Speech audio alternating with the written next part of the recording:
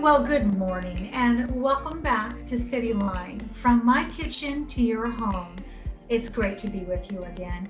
We have a whole hour dedicated to the museums of Tacoma. Yep, they are getting ready to open up. So we'll be hearing from the Museum of Glass. Debbie Lynn will be here to talk about how they're getting ready to welcome you back. Foss Waterway Seaport will be here. Brent will be here to talk about his previous fundraiser and what you need to know to walk into the Foss Waterway Seaport. LeMay, America's Car Museum, is here, and they have added some wonderful things to turn your head as they reopen. The Humane Society will be here. Victoria will be here with the Pet of the Week.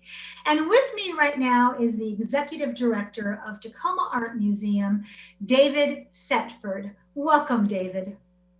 Morning, Amanda. It's so wonderful to be here. Thank you for inviting us on. And we seem to be spending a lot of time online recently.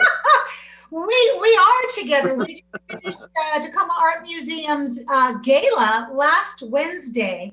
And from all accounts, it was very successful. So congratulations. It was fabulous. And thank you for everything. Oh, my pleasure. Thank you. So David, let's talk about during that gala and in your executive director message, you said that the museum will be opening soon. So my first question is, when will the museum reopen and what will the schedule be? Well, right now, God willing, you have to say that because you're never 100% certain, but we are planning to open to the public on Friday, October the 9th at 10 p.m. In conjunction with most of the other museums in the museum district. We'll be open for the time being, Friday, Saturday, Sundays from 10 a.m. to 5. And when we gauge how much response there is, we'll be able to know whether we can expand those hours. So we're really excited. You have to believe that it's not a fun place to be in a museum that's not open to the public. No, and I don't know if our viewers know this, but I'll give a little hint to it. You and the other executive directors of our museums and other museums have gotten together once a week at least, and you've been chatting about how are we working this? What will it look like? So this is not a decision that was entered into lightly. So based upon that, what are some of the changes that the visitors will encounter at Tacoma Art Museum? At Tacoma Art Museum and at the other museums, people will have to open in accordance with the state and local guidelines. Everybody over 2 will have to wear a mask, remain 6 feet apart, and follow a particular path through the museum. There'll be arrows around, so it's like a one-way system. In addition, we're asking people to reserve a ticket online before they come, a bit like Open Table with a restaurant. You just click and say, this is the hour I want, and it comes back straight away and tells you whether that's available. So it'll be a very easy ticketing system. And what visitors won't see, however, are some of the new health and safety changes that we've made. Obviously, we've got an incredibly robust new cleaning schedule, but we're also adding a new air purification system to the museum's HVAC, so that things like bacteria and viruses and microbes and gases and stuff like that and pathogens will be eliminated in the gallery space above people's heads. So hopefully those aerosols and large droplets won't be circulating around and causing problems. So we hope we've done everything to make our staff and our visitors as safe as we possibly can. Well, it sounds like you have, and I want to say thank you for that, because love is in the details, and you it is. And you have shown us how much you love the city of Tacoma and all those who are coming to visit. Yeah. So David, even though the museum will be open, some people may still not be comfortable visiting in person. So what are the ways that people can access Tacoma Art Museum's resources? We obviously feel for people that may not yet feel comfortable visiting the museum. It's a big jump to get out there into the public, into public spaces. So we're continuing to produce a lot of digital programming and connections to the art. We're currently exploring many, many ways of presenting exhibitions online, and we'll continue to do these very, very popular talks that we've been doing and programs that we've been doing that people can enjoy from home. That's in our TAM at home section. So we're always open online, even though we may be closed part of the week. That's right. Open 24/7 online. 24/7 online. You know, yesterday was the first day of fall, and I kind of mark my October time with a couple of events. And one of them for me is Dia de los Muertos. And I know that Tacoma Art Museum has always celebrated this. So tell me, what will we be doing this year?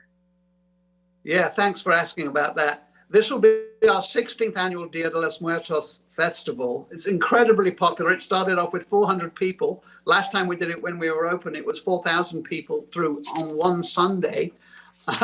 So obviously we've transformed it online.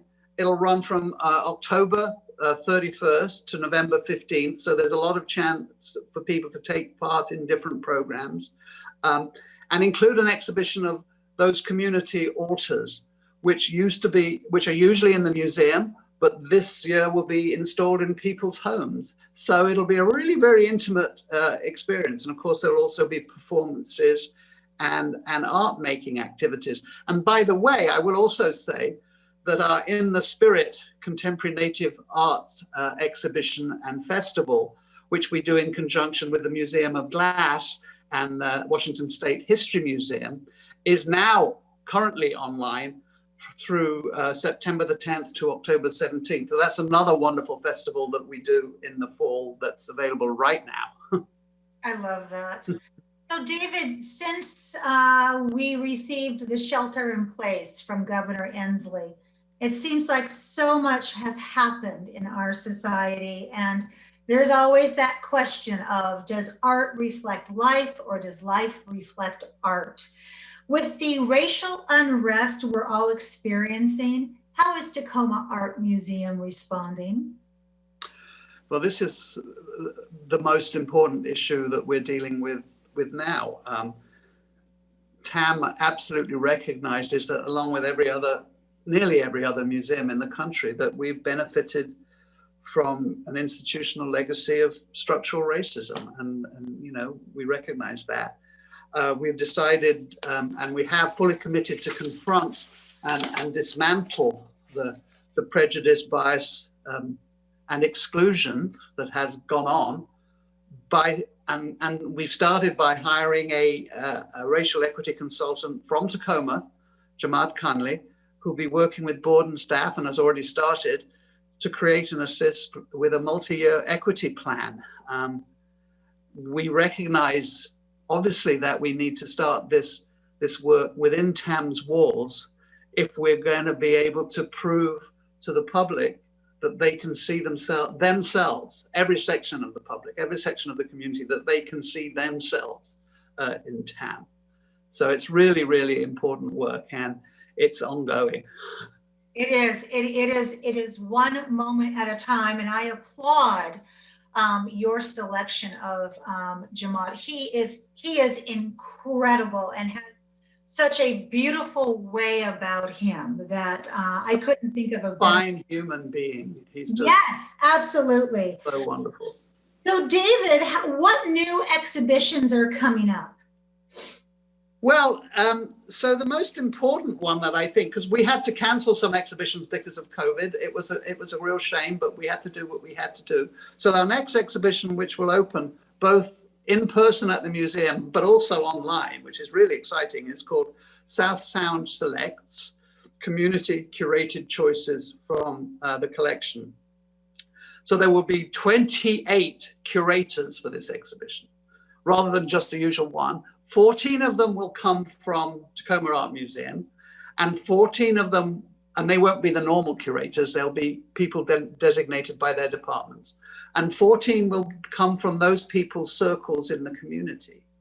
So it's going to be a really, and they're going to put on the display where the works within each group talk to each other, and you'll see a very, very different selection of works from our from our collections. And I think you'll also see issues and things that within those works of art that really speak to community concerns and perspectives. And generally, we're trying to involve community more in these decisions that we're making about programming. So it'll be the first of many of that type of exhibition. It's going to be fabulous and interesting. Yes, because I'm sitting here going, I love that I, as a observer, get to view an internal team's point of view about this art, because they live with it, they know it. But I want to know what they think of it. I mean, I don't know what it feels like to be in a museum when we can be in a museum and walk by an Andy Warhol all day. So I want to hear why it turns your head and why out of everything, this is the one you chose. So I can't wait for this. Well, I can't either, and it's going to be so fascinating simply because it's not going to be those same three people choosing what's on the walls. Yes. It's a completely different section of the community. Yes, and not that we don't love those three people. Yeah. It's great to have a different perspective. So David, last question here. Given where you sit and what Tacoma Art Museum has been through since March and all of the shifting and financial losses and furloughing and laying off that you have had to adjust to, what and how can people support Tacoma Art Museum with right now? Well, I think there's always the opportunity for people to become members, to sign up for our newsletter, to make a visit. Membership and visitation is so important to us because we see how we're doing from that. And of course, there's income. We really think that in this time, we've been so pleased to see that so many people have been very generous, despite what's going on in the world around us. And obviously, I think what we can offer in this period of high anxiety for many people is a place where they can find solace and comfort, as well as maybe hopefully joy and hope. So yeah, come to the museum, become a member, do our online activities, see our online exhibitions, and that's the best way for us, for people to participate, and it really touches us when that happens. David, I just want to say thank you so much for all of your tender loving care that you give us as a community and the way that you speak through art. And I just want to say to you, I can't wait, David, to see you in person and to give you one of these and one of these as well. Or is it one of those? David, thank you so much for being here today. Thank you so much, Amanda, and thank you for everything you do for the whole community. Oh, my pleasure, my pleasure.